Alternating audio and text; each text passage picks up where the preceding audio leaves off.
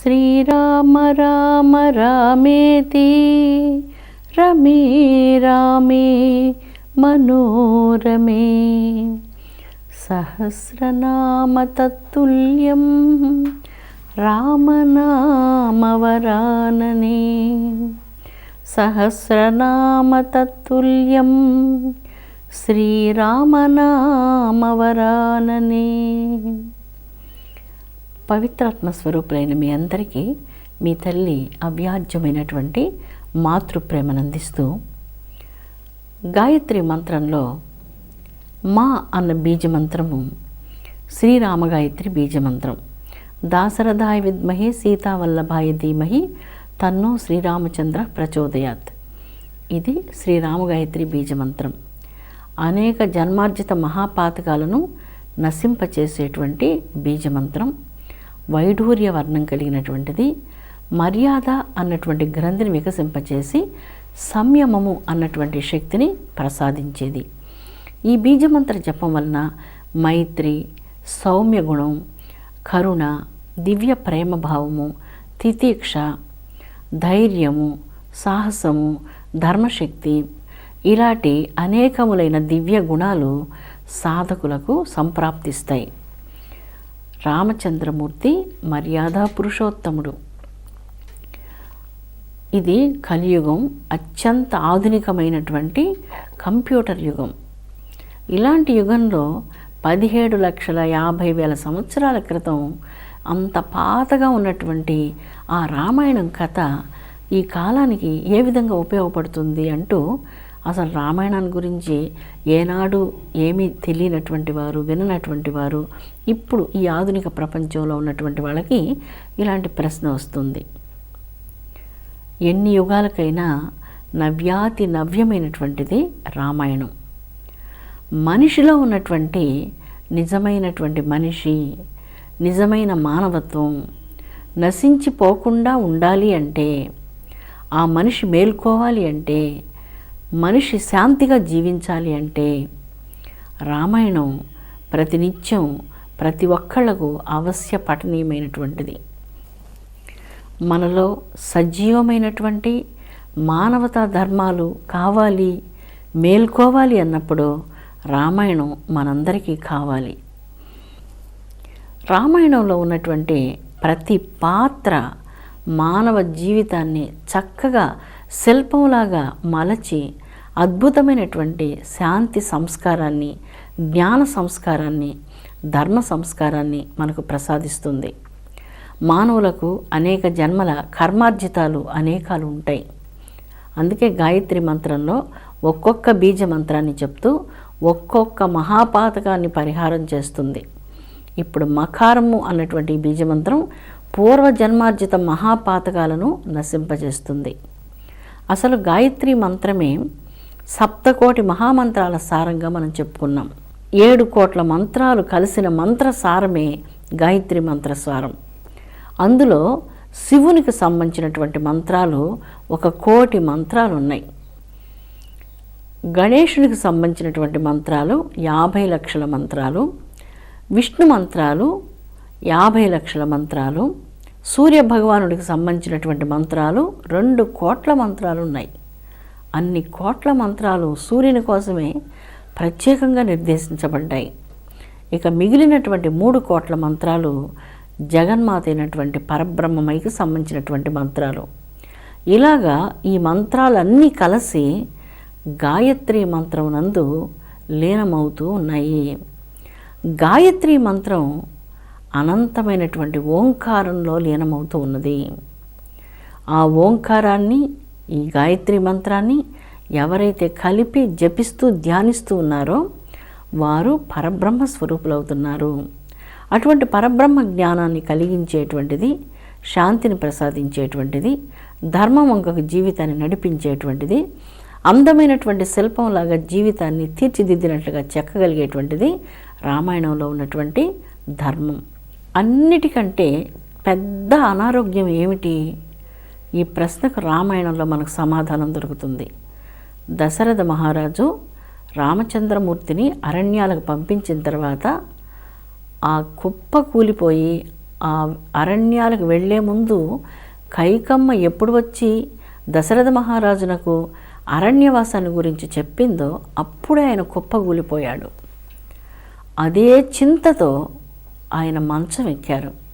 మానవ జీవితంలో అన్నిటికంటే పెద్ద వ్యాధి ఏది, పెద్ద అనారోగ్యం ఏది అన్నప్పుడు చింత అని స్పష్టంగా తెలుస్తుంది. ఈ చింతలోనే దశరథ మహారాజు తన శరీరాన్ని విడిచిపెట్టాడు. దీనివల్ల మనకేం అర్థమవుతుంది? చింత కూడదు అన్నటువంటిది అర్థమవుతుంది. చింత వలన జీవితం కుప్పగూలిపోతుంది.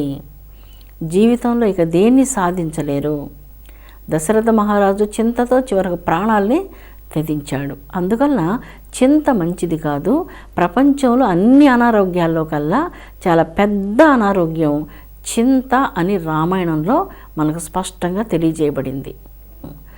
ఏది నిజమైనటువంటి జీవితం అనేటువంటి ప్రశ్నకు దోషం లేనటువంటి ధర్మయుక్తమైన జీవితం నిజమైన జీవితం. అలాంటి జీవితాన్ని జీవించి చూపించినటువంటి వాడు మన రామచంద్రుడు.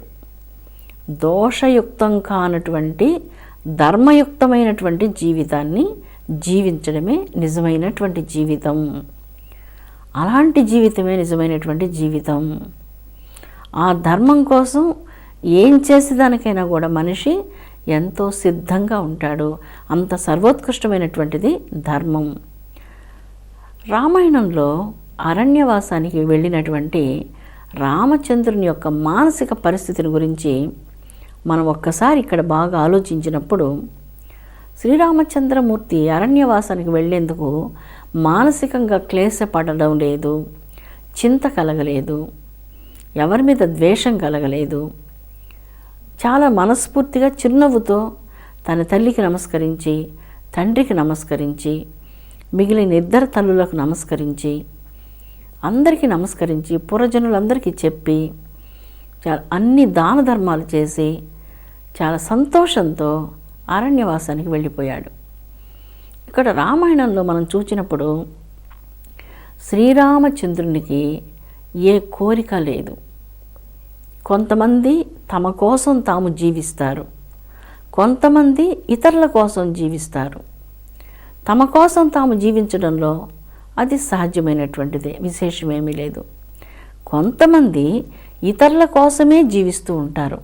అదేంటి, చాలా విడ్డూరంగా ఉంది. మన జీవితం మనది కదా, మన జీవితం మన కోసం కాకుండా ఇతరుల కోసం మనం ఎందుకు జీవించాలి అని ఈ శతాబ్దంలో మనకి ప్రశ్న వస్తుంది. కానీ ఈ శతాబ్దంలో కూడా తమ కోసం కాకుండా ఇతరుల కోసమే జీవించేటువంటి వాళ్ళను నేను చాలామందిని చూచి ఉన్నాను. అలాంటి వాళ్ళు ఎందరో ఉన్నారు. తమ స్వార్థం అంటూ ఏ కోసన లేకుండా, తమ జీవితంలో తమకంటూ ఏ ఆశ లేకుండా, ఏ విధమైనటువంటి స్వార్థభూయిష్టమైనటువంటి ఏ కోరిక లేకుండా నిరంతరం పరుల కోసమే చింతిస్తూ జీవించేటువంటి వాళ్ళు అనేక రంగాలలో, అనేక ప్రదేశాల్లో, సమస్త దేశాల్లో కూడా అనేక మంది అలాగా ఉన్నారు. అలాగ జీవించే వాళ్ళు ఉంటారు, ఎప్పుడూ ఉంటారు, రాబోయే తరాలలో కూడా ఉంటారు. అలాంటి వాళ్ళందరికీ దివ్యమైనటువంటి జాజ్వల్యమానమైనటువంటి నాయకా లక్షణాలు కలిగి మహామేరువులాగా నిలబడినటువంటి ధీరుడు మన రామచంద్రుడు. ఈరోజు మన జీవితంలో మనం ఎలాగ ప్రయాణం సాగించాలి అన్నప్పుడు మనకి ఎలాగ సాగించాలో తెలియదు. ప్రతిరోజు మీరు రామాయణంలో ఒక పేజీ చదువుకోండి చాలు. రెండవ పేజీ కూడా మీరు చదవనక్కర్లేదు. 1-2 శ్లోకాలు చదువుకొని దాని తాత్పర్యం చదువుకోండి. ఒకవేళ శ్లోకం చదవడం కష్టమైతే కేవలం తాత్పర్యం మాత్రం చదువుకోండి. జీవితంలో ఎప్పుడు దేనికోసం ఒక గైడెన్స్ కావాలంటే ఎవ్వరి కోసం మార్గదర్శనం కోసం నిరీక్షించవలసిన అక్కర్లేదు. మీ ముందు కోదండం పట్టుకొని నిరాడంబరమైనటువంటి ఒక జాజ్వల్యమానమైనటువంటి మేరు గంభీర మూర్తి రామచంద్రుడు నిలిచి ఉంటాడు. ఆయన ముందు నడుస్తూ ఉంటారు, మీరు వెనక వెళుతూ ఉంటారు. మీకు ఎవ్వరు మార్గదర్శనం చేయలేదని బాధపడవలసిన అవసరం లేదు. ఎందుకంటే రామచంద్రునికి మహర్షులు, అనేక మంది దేవతలు, రాజాదిరాజులు, చక్రవర్తులు జనక మహారాజు ఇలాంటి వాళ్ళందరూ కూడా అనేక విధాలుగా రాముని యొక్క ధర్మవర్తనాన్ని కీర్తించి ఉన్నారు. వీరందరిలో కల్లా సర్వోత్కృష్టంగా రాముని యొక్క దివ్యత్వాన్ని కీర్తించినటువంటి వారు వాల్మీకి మహర్షి. ఆ వాల్మీకి మహర్షి అద్భుతమైనటువంటి బిరుదును రామచంద్రమూర్తికి ప్రసాదించారు. రామో విగ్రహవాన్ ధర్మః, ధర్మమూర్తి రామచంద్రుడు. ధర్మమే మూర్తీభవించి రాశీభూతంగా నిలువెత్తు రూపం ధరించినప్పుడు ఎలా ఉంటుందో ఆ రూపమే శ్రీరామచంద్రమూర్తి అంటూ వాల్మీకి శ్రీరామచంద్రునికి ధర్మమూర్తి అనేటువంటి బిరుదును పట్టం కట్టారు. ఆ మాటకు ప్రతిరూపంగా, సాక్షాత్ రూపంగా, ప్రత్యక్ష రూపంగా నిలిచారు శ్రీరామచంద్రమూర్తి. అందుకే అరణ్యవాసానికి వెళ్ళాలి అన్నప్పుడు ఆయనకు కోరికలు లేవు, ఏ కోరిక లేదు. యోగ వాసిష్టం ఆధ్యాత్మిక సాహిత్యంలో చివరి శిఖరాన్ని అధిరోహించినటువంటి వేదాంత సారం. లక్ష్మీ స్పర్శ, సంసారము, అనేక రకాలైనటువంటి అనేక విషయాలను గురించి స్పర్శించినప్పుడు మానవునికి, కొంతమంది మానవులు ప్రాపంచికమైనటువంటి తాపత్రయాదులతో కష్టపడుతూ ఉంటే ఆ లక్షలాది సంవత్సరాల క్రితం రామచంద్రమూర్తికి ఏ తాపత్రయం లేదు, ఏ కోరిక లేదు. అరణ్యానికి వెళ్ళాలంటే చాలా సులభంగా, సహజంగా అరణ్యానికి వెళ్ళిపోతున్నారు. అక్కడ ఉన్నతుడిగా ఉన్నట్లుగా అభినయం చేయటం లేదు. సహజంగా ఆ ఉన్నతత్వం స్వామివారి అంతరంగంలో ఉన్నది. సహజమైనటువంటి ఉన్నత గుణాలు, ఔదార్యం, సహజమైన సహనం అవన్నీ తెచ్చిపెట్టుకున్నటువంటి అభినయం కాదు, చాలా సహజ గుణాలు. ఆ సహజ గుణాల వలన సంతోషంతో అరణ్యవాసానికి వెళ్ళడానికి సిద్ధపడి, అరణ్యవాసంలో కూడా ఎప్పుడు ఎవరిని దూషించినట్లు మనకు కనిపించదు, ఎవరిని తిరస్కారంగా మాట్లాడినట్టు కనిపించదు, ఎవరిని గురించి నిందాపూరితమైనటువంటి వాక్యాలు ఒక్క మాట నోట్లో నుంచి రావడం మనం వినం. అందుకే జీవితంలో అన్నిటికంటే పెద్ద లోపం ఏమిటి అన్నప్పుడు వివేకం లేకపోవడం అన్నారు. అలాంటి వివేకం రామచంద్రమూర్తిలో మనకు అధికాధికంగా గోచరిస్తుంది. ప్రతి మాట ఎంతో ఆచి తూచి చక్కగా ఎలాగ ప్రవర్తించాలో, ఎలాగ జీవించాలో, ఎవరి దగ్గర ఎలాగ మాట్లాడాలో, ఎవరి దగ్గర ఎలాగ ప్రవర్తించాలో మనం రామచంద్రమూర్తిని దర్శనం చేసే మనం తెలుసుకోవాల్సి ఉంటుంది. మనకు తెలియదు ఎలాగ పెద్దలతో మాట్లాడాలి, చిన్నవాళ్ళతో ఎలాగ మాట్లాడాలి, ఎలాంటి వాళ్ళతో ఎలాగ మాట్లాడాలి అనేటువంటిది మనకు సరిగా తెలియదు. మనం నిజంగా ఈ కంప్యూటర్ యుగంలో ఉన్నాము, చాలా చదువుకున్నాము, చాలా సాఫిస్టికేటెడ్ సొసైటీలో ఉన్నాము. కానీ ఎలాగ మాట్లాడాలో కూడా ఇంతవరకు మనకు సరిగా తెలియలేదు. చాలా నిందాపూర్వకంగా మాట్లాడతాము, దూషిస్తాము, నోటికి వచ్చినట్లుగా మాట్లాడతాము, వ్యంగ్యాలు మాట్లాడుతుంటాము, అసభ్యమైనటువంటి మాటలు మాట్లాడుతుంటాము. ఎన్నో రకాలైనటువంటి మాటలన్నీ కూడా అలాగా వాక్కుని మనం వృధా చేస్తుంటే వివేకశీలి అయినటువంటి వాడు ఎలాగ జీవిస్తాడో రామచంద్రమూర్తిని చూస్తే మనకు కనిపిస్తుంది. అందువలన ఇక్కడ ఎవరు వివేకశీలవంతుడు అన్నప్పుడు ఎవరైతే యుక్తాయుక్త విచక్షణను కలిగి ఉంటారో, ఎవరైతే మూర్ఖత్వాన్ని విడిచి ఉంటారో అలాంటి వారికి వివేకశీలత్వం కలుగుతున్నది. వారు జరిగిపోయినటువంటి విషయాలను కానీ, ఇతరులను గురించి కానీ, వాళ్ళు చేయలేనందువల్ల మేము చేయలేకపోయామని కానీ, వాళ్ళు రాలేకపోయినందువల్ల మేము రాలేకపోయామని కానీ, ఎప్పుడు ఎదుటి వాళ్ళని గురించి ఇలాగా ఒక భావన ఎదుటి వాళ్ళ మీద బరువును మోపి వాళ్ళు చేయలేనందువల్ల మనం ఇలా చేయలేకపోయామంటూ ఇలాగా కూడా మనం ఒక అసంతృప్తిని మన మాటల్లో వ్యక్తం చేస్తూ ఉంటాం. రామచంద్రమూర్తిని మనం చూస్తే మన అంతరంగంతో రామాయణంలో మన ముందు సజీవంగా నిలిచి అపూర్వమైనటువంటి ఆ వ్యక్తిత్వంతో ఎలాగ వివేకంతో మనం జీవించాలో స్వామి మనకు తెలియచేస్తారు.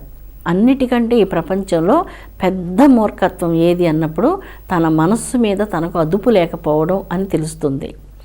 ఎప్పుడు మనస్సు మీద అదుపు కలుగుతుందో మనిషికి వివేకం కలుగుతుంది. అందువలన శ్రీరామచంద్రమూర్తిని మనం ప్రార్థించినప్పుడు ఆ దివ్యమూర్తి మన ముందు సజీవంగా ప్రత్యక్షంగా నిలిచి మన ముందు నడుస్తూ ఉంటే మనం ఆ రామచంద్ర భగవానుని యొక్క అడుగు జాడలలో వెనక నడుస్తూ వెళ్తాం. సీతమ్మ ఎలాగ వెళుతుందో నడిచి, అలాగ మనం కూడా వెనకనే నడిచి వెళుతూ ఉంటాము.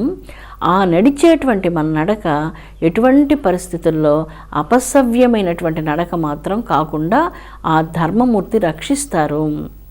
ధర్మానికి ప్రతిరూపమైనటువంటిది రామావతారం. యుగ యుగాలుగా మానవ జాతిలో ఉన్నటువంటి మానవత్వం అన్నటువంటిది నశించిపోకుండా ఉండాలి అంటే రామాయణం కావాలి.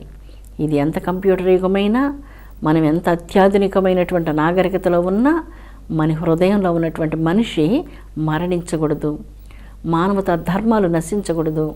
అందుకే మనకు రామాయణం కావాలి. అమృతాత్మస్వరూపులారా, రామో విగ్రహవాన్ ధర్మ. మనం శ్రీరామచంద్రమూర్తిని మన ముందు ఉంచుకొని జీవితంలో అడుగులో అడుగు వేస్తూ ఆయన వెనక మనం ప్రయాణం చేద్దాం. ధర్మశక్తి అప్రమేయమైనటువంటిది, అధ్యేయమైనటువంటిది. ఆ దివ్యశక్తి సకల మానవాళిని సంరక్షిస్తుంది. విశ్వశాంతి వర్ధిల్లునుగాక. ఓం శాంతి శాంతి శాంతి.